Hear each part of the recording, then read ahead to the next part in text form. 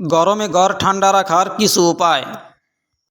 গরমে দিনের বেলায় দক্ষিণ ও পশ্চিম দিকের দেওয়ালে সব সময় ভারী পর্দা টেনে রাখুন, এতে ঘর অনেক ঠান্ডা থাকবে।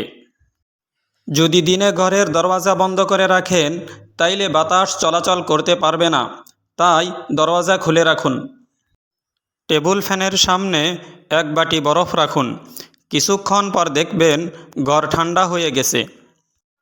গরমের সময়ে বিছানায় সাদা বা হালকা রঙের সুতির চাদর বিছালে বিছানা ঠান্ডা থাকবে। ঘর থেকে গরম বাতাস বাহির করার জন্য ফ্যান চালিয়ে রাখুন, আপনার ঘর ঠান্ডা থাকবে।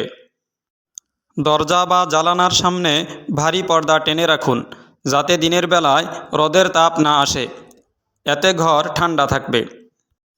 দিনে জানালা বন্ধ রাখুন, রাতে শোয়ার সময় জানালা খুলে শুতে যান, এতে ঘরে হাওয়া চলাচল করবে। তীব্র গরমে ঘরে লাইট বা ল্যাম্প ব্যবহার করবেন না, খুব বেশি প্রয়োজন হইলে ডিম লাইট ব্যবহার করতে পারেন, এতে ঘর অনেক ঠান্ডা থাকবে।